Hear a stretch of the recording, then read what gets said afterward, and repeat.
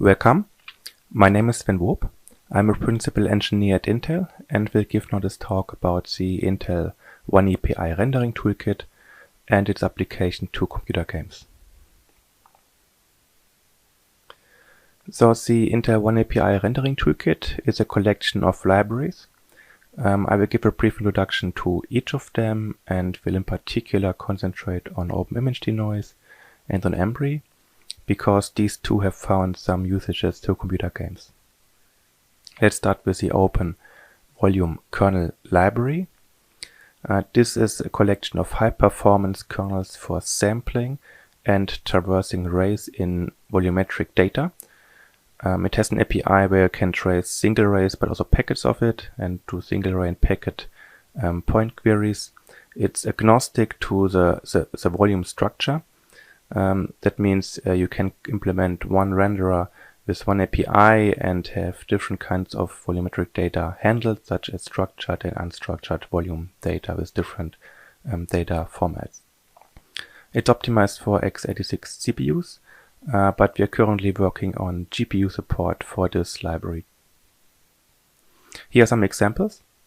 The left image shows the Disney Moana Island scene with some volumetric cloud that's rendered with the Open Volume Kernel Library, and the underlying renderer here is the Osprey renderer. I will give some more details on that later.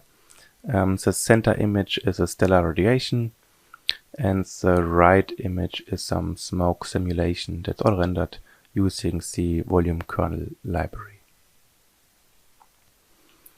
That's one more example. It is a Moana Island scene again, this time without volumetric clouds, and in the next image we add a nice volumetric cloud on top of the island using the Open Volume Kernel Library. Next component is the OpenImageDenoise. That's a library for denoising images, denoising path traced images. It provides a high quality deep learning based denoising filter. That means it's an IA based algorithm where you train your neural network using some denoised and noisy images. The algorithm is suitable for both interactive but also final frame rendering because the denoiser achieves very high quality.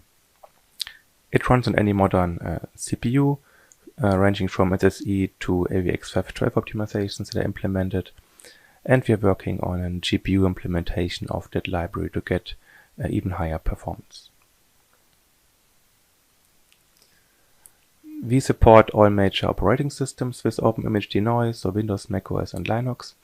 It has a quite easy to use C++ API and has very few dependencies, so we just depend on the Intel threading building blocks in order to get a good performance on multi-core CPUs. And that library is also OpenImageDenoise is free and open source, released under the Apache license. That's an example on how this works in practice. You typically as input provide some noisy image on the top. That's what you really have to provide. That's very sufficient to do some denoising. But if you want to get higher quality, you should also provide an albedo buffer, that's a center image, and a normal buffer. And if you provide this data, you can then get a very high quality denoised image, as you can see here on the right. Here's some more examples. That's the Crytek sponsor model, rendered with a path tracer and 16 samples per pixel. And if I use an OpenImageDenoise, I get a denoised version of this, and that's pretty close to ground truth. The next image shows the ground truth. Let me switch back and forth. That's the denoised image, and that's the ground truth. There are some parts of the image where there are differences, but they are minor.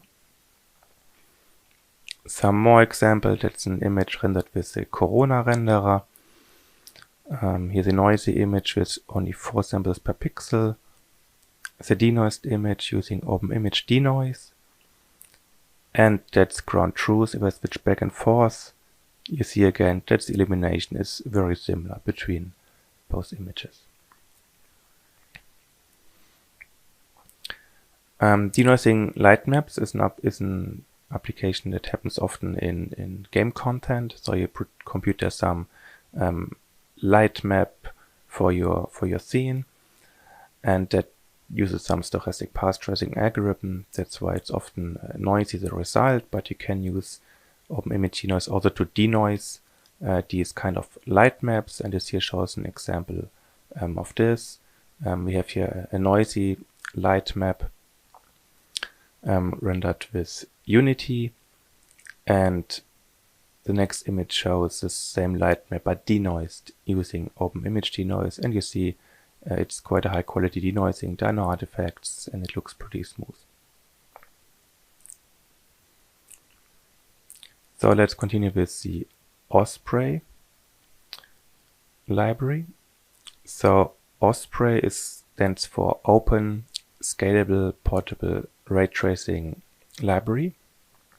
It's a full renderer for scalable CPU-based rendering, and it can render photorealistic images like the Moala Island scene you see there on the right. But it's mainly also designed for fast visualization of huge data sets. Osprey is optimized for modern CPUs, and it's very scalable. So you can just run it on laptop CPU, on a multi-core CPU, but it scales really up to big clusters of multi-node supercomputers. And we're currently working here also on a GPU support for this library. That's an example rendered with Osprey. That's some Bentley car models with some nice advanced car paint shader. Here close up to the cars. You see we also implement some depth of field lens effects. So that's a pretty advanced renderer.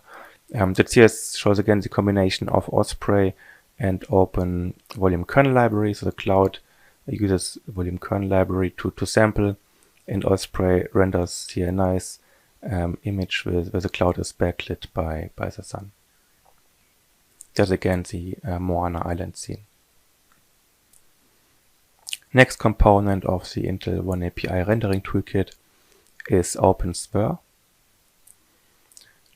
That stands for Open Software Rasterizer. And that's a software rasterizer that is implemented as part of the Mesa driver stack. And it's intended to be used for scalable software rendering of very large scenes. So billions of triangles. And it's designed for environments where you often do not have a GPU for rasterization. So for instance, in large supercomputers, it's often just CPU based. And there you can use this library for large scale visualization. OpenSWR currently supports OpenGL 3.3, but OpenGL 4 support is coming soon.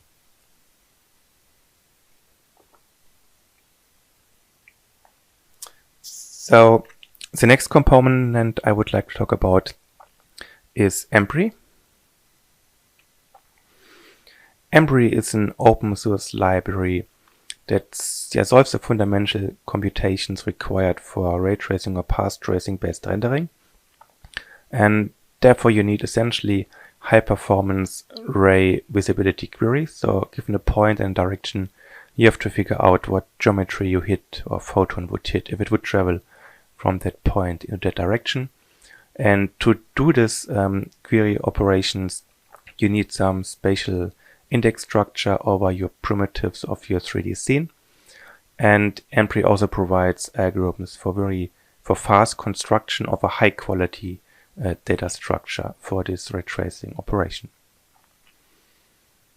So the Embry ray tracing kernels are mainly designed for professional rendering applications such as movies and so on. So you see some images here on the right.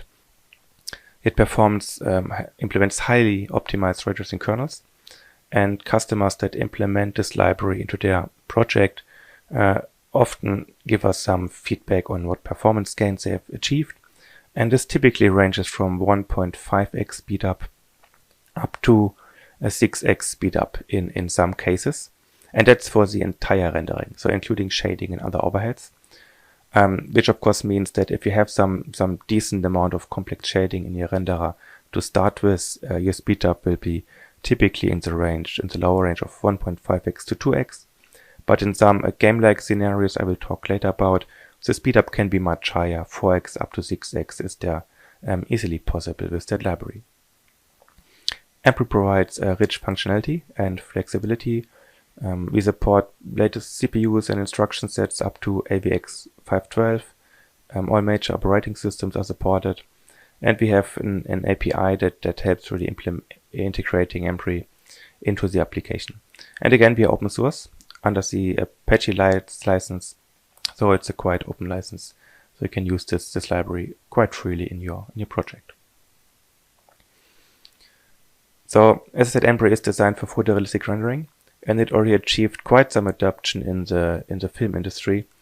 So a lot of the major players in that industry are using Ampere to speed up their rendering, including DreamWorks, Blue Sky, Illumination, Sony ImageWorks, and so on. So there's a lot of them. And that actually means that many of the latest movies are actually using Ampere for rendering and for getting improved rendering performance. Like, yeah, a couple examples I've shown here. That's just not exhaustive. There's a long list of movies that use Ampere right now. So how does Ampere achieve its performance? So there are two ingredients you need. So first, we're using latest state-of-the-art ray tracing algorithms. That means we have algorithms to build high-quality hierarchies, bounding volume hierarchies, to traverse our arrays. We parallelize them using intelligent building blocks to get good usage and build performance. And as algorithm for traversing, we use wide BVHs. That's important because this can get easily vectorized. And we implement on this data structure an optimized single rate traversal, but also hybrid traversal algorithms, which means a packet-based traversal that starts with a packet of rays, but it can fall back to single rays once the packet utilization is low. But also the implementation details are quite important to get good performance. So first of all, on modern CPUs, exploiting SIMD is really important. So you need to vectorize your code, and this also goes hand in hand with the selection of your data structure, because some, like KT tree, don't vectorize well, but others, like our wide BVH with a wide large branching factor, can get vectorized quite nicely if you store your data in a struct of array format. So you can then intersect multiple children at the same time, essentially, or do the box test with multiple children in SIMD at the same time. Then for some kernels, in particular for this important single rate traversal kernels, the instruction dependency chain in your innermost loop is very important too. So we really spend time in trying to reduce this dependency chain because if you have few instructions, this chain is really hurting you. Then besides this, you're also trying to detect common scenarios in your code and try to optimize these. So for instance, for an H-wide traversal, it's very, very common that you just hit 0, 1, or 2 children. So you have specialized code paths here for these cases. This here is an Ampere timeline of development. So we essentially started with Ampere 2 in late 2013 as a real product. And then over the years, we consistently added new features, improved performance. So I don't want to go into all the details here, and this is also not a complete list of releases and features added. It just should give you an overview of that Ampere is an actively developed library where we consistently adding features to improve its usage in some applications. So this slide here shows an overview of all the features Ampere supports.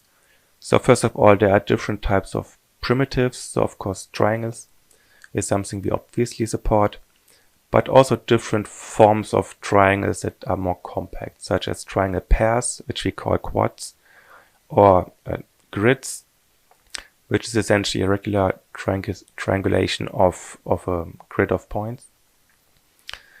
And these two are mainly there to reduce memory consumption. For instance, in the case of the grids, the additional memory that Ampere adds per triangle is just something like 4 bytes, which is very, very minor. And we even support on-the-fly tessellation of Catmull-Clark subdivision surfaces. Now, besides this triangle-based primitives, we also support lines and curves. So there are 3 different modes for these lines. There's a flat mode, a round mode, and a normal oriented mode for our curves. The flat mode is an approximative mode that's designed if your hair is distant and sub-pixel size. The round mode is a mode where we render a real 3D surface. So we typically there sweep a circle along your curve to define a shape. And this primitive is designed for rendering hair that's close to the camera, or for visualizations of streamlines in Osprey, for instance. And then we have these normal oriented curves. That's an important primitive to render, for instance, grass blades. So and for all of these 3 modes, we also implement different basis functions. So you can have a linear basis for these, cubic Bezier, cubic B-spline, cubic Hermite, and a cubic cut-mold-rom basis. And these all have their advantages, and we mainly implemented all of these because we realized that applications just use very different data formats. And if we implement their applications format natively, there is quite some memory reduction going along with that. So then, besides the lines, there are also point primitives that we support. Again, here we have ray-oriented disks, real spheres, and normal-oriented disk. This goes hand in hand with the 3 modes of the curves. Okay. Then there are different queries that can be performed on a scene. Obviously, there is a standard ray query. We have a point, direction, and figure out what you hit. There's a second flavor of this query where you can figure out if there's any hit along a ray. That's required for fast shadow computations. But then people quickly asked for more. In particular, for more advanced algorithms of path tracing, you need to walk on the surface to find, using some iterative process, complex light connection paths. And a feature you need for implementing this is a nearest point query, where you can take a point in space and project this again onto your surface. This way you can walk on your surfaces. And we implemented this using a quite general approach, where you have some callbacks and can then implement different things like this point projection, but also nearest point queries. And then recently, actually just 2 months ago, we added some collision detection feature. That means Embry can now also traverse 2 bounding volume hierarchies side by side. And through some callback mechanism, it provides you all pairs of potential collecting primitives. And then there's some more advanced features for movie production. So multi-segment motion blur is quite important for rendering animations. We even support quaternion motion blur for instances. That means there can be some real rotation in the motion. And for memory savings, we support multi-level instancing, and this way you can render incredibly complex scenes. This here is a high-level overview of the Embry system. There is on the top the Embry API, of which there exist 2 versions. There is a standard C version, but also an ISPC version. So ISPC stands for Intel SPIMD Program Compiler, and that's some automatically vectorizing compiler and language. I will not go into details here, but it's also an open source project. You can just Google it and check it out. Then there is some ray tracing kernel selection layer underneath, and that essentially looks on the CPU you're running on and some flags you have provided in the API, and tries then to select the best data structure and traversal algorithm that we have implemented. And there are multiple of these. So we have different isolation structures implemented, different hierarchy builders, different traversals, different primitive intersections. So it's a quite complex system in general that builds on a common vector and SIMD library to easily write vectorized code by hand.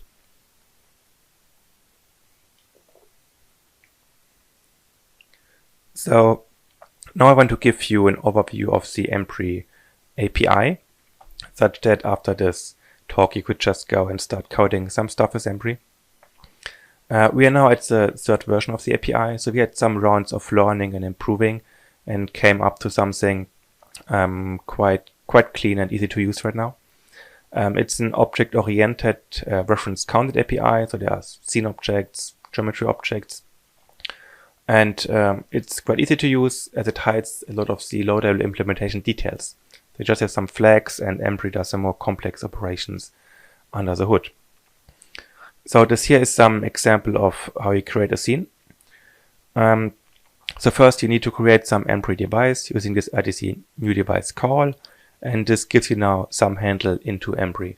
And in case your application uses different components such as third-party libraries, these may also use Embry, but then they have their own Embry device, and that means that the usage of Embry between these two components of your application would not interfere. Now, using this device, you can then use this as an construction to construct other objects. So, for instance, using this RDC new scene call, you just get then a scene back. You can then attach geometries to the scene. I will describe this on a later slide. Then, after you attach your geometries and set up your scene, you have to call this RDC commit scene call. And in this call, then Embry will construct its internal data structures, so the bonding volume hierarchy essentially. Then after that, you're allowed to trace arrays because now the hierarchies are built. And at the end of the application, you obviously have to do some cleanup using this release calls. Now, adding geometries to your scene. This here shows an example of how to add a triangle mesh to that scene. In this example, the application has some vertex layout of X, Y, Z and texture coordinates S and T, and a special triangle layout too with a material ID and the 3 vertex indices. Now, you just call this RDC new geometry API call, give it the type of your geometry. That's in this case a triangle type. And then you just can share your application's data buffers directly with Embry using this RDC set shared geometry buffer call.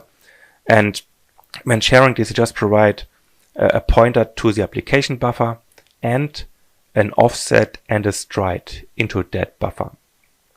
And using that offset and stride, Embry can then actually read from your special data format. So Embry can then read X, Y, Z because it knows the stride, and it can also read the triangle indices because it knows the offset and the stride for the second example.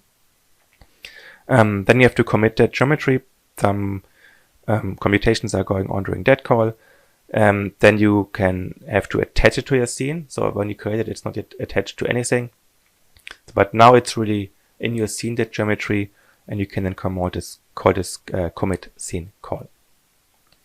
And as I said, after commit scene, you can then just trace arrays, and that's also quite simple.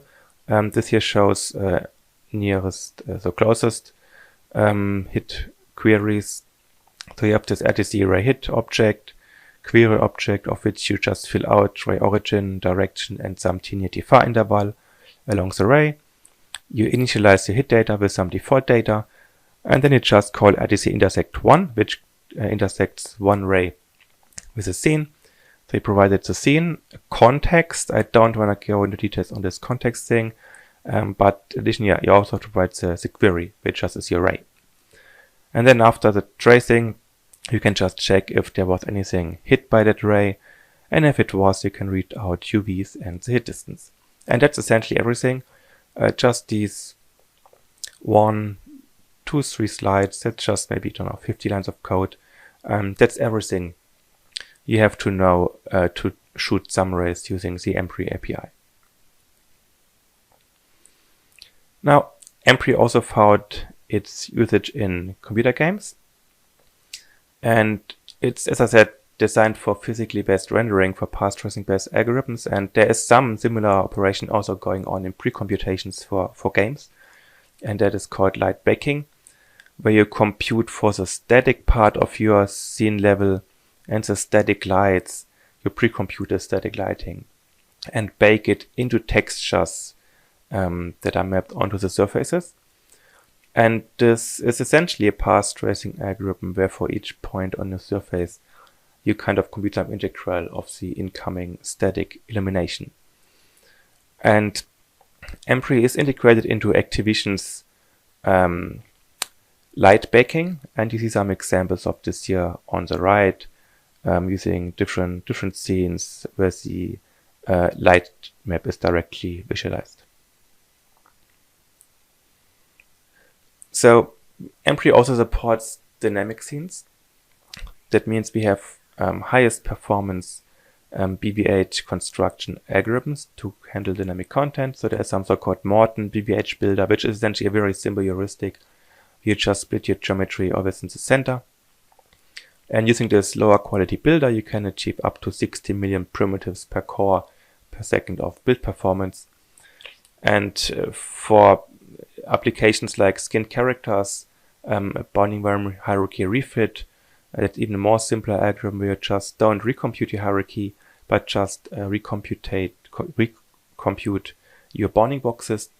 You can achieve even higher performance of up to 66 million primitives per second. And Embry does even support partial scene updates, so your build performance doesn't depend on the size of your scene really, but on the amount of geometry that you have changed from frame to frame. So, and these numbers mean that there's sufficient BVH build performance to use Embry also during gameplay. However, as Embry is a CPU-based library, there's of course some limitations on what you can do. But people quickly found some interesting usages of Embry, and that is, for instance, if you have ego shooter, the gunshots, so what you hit with your gun is definitely a ray tracing operation. And similar for character placement, so you can just take your character, shoot a ray down, so you know how distant the floor is and can place your character properly on the floor. And similar, you can also do some simple collision detection with the walls, for instance, by shooting rays into more directions from the character's location. So in all these applications, of course, the ray tracing performance is not very relevant because you just shoot a couple of rays. However, the hierarchy construction is what's really important here, and getting this fast is not that easy. So as I said, quite recently we also added some more advanced collision detection feature to Embry, where Embry provides a fast parallel implementation of traversing two bounding variable hierarchies side by side. And for each pair of potentially collecting primitives, we invoked in some callback where the user can then do arbitrary computations. And this implementation we have achieved very high performance. It's again up to something like 50 million pairs or primitive pairs per second per core that can get reported using that implementation. And that's quite a lot. So, as I said, Embry has these high quality bounding variable hierarchy construction algorithms internally. But we also provide an API to expose these to the user to get easily used, and we expose in that API the high quality hierarchy build, but also this high performance Morton code BVH construction. And using this API, you have quite some flexibility on how to build that hierarchy. For instance, the branching factor, the heuristic for the SAH computation, but even the data layout, you have full control over the data layout, because there are some callbacks invoked where the user can actually create the nodes and leaves itself. So that means your format and layout is there completely under your control. And yeah, we effectively use Intel Threading building blocks internally to get very good parallelization of this BVH build algorithms to many cores. So this BVH build API found usage in World of Tanks. And that's essentially a great example of a where they use a multi-core perform BVH build on the CPU using Intel Embry to build their custom BVH layout. And then they copy this BVH each frame onto the GPU, where they implemented some their own software ray tracing algorithm that can now on the GPU compute pixel accurate shadows of the tanks.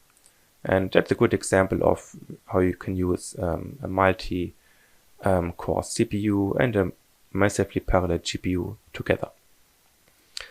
And if you look on the image on the right, you see on the top an example of how shadows typically look in the game using standard shadow mapping technique. And you see that some details, like what I have highlighted here, the shadows are just missing because the shadow map does just not have sufficient resolution to resolve these fine details in the shadow. But if you look at the ray traced image on the bottom, you see that even the fine details cast very fine and accurate shadows. And this feature will be available in a future version of World of Tanks. So we are currently working on integrating Embry into the SYCL programming language. So SYCL is a single source C++11 extension of OpenCL. That means you can, using SYCL, implement the host code as well as the OpenCL kernels in one CPP file using C++11 features. So you can have lambdas and templates in your OpenCL kernel. And you can share data structures directly between the host and the OpenCL kernel. That's a full Kronos open standard. So you can just follow this link and check the complete spec of SYCL. And it's the programming language that Intel One API is building on. And we're currently working on getting Embry seamlessly integrated into the SYCL programming environment. And we will support two platforms. Essentially, obviously, our CPU that we support right now already, but we are also working on GPU support for Embry in that regard. And that means we will get high performance, fine-tuned traversal algorithms also for the GPU in the future. Okay, this was the talk about the Intel One API rendering toolkit. Thanks for your attention.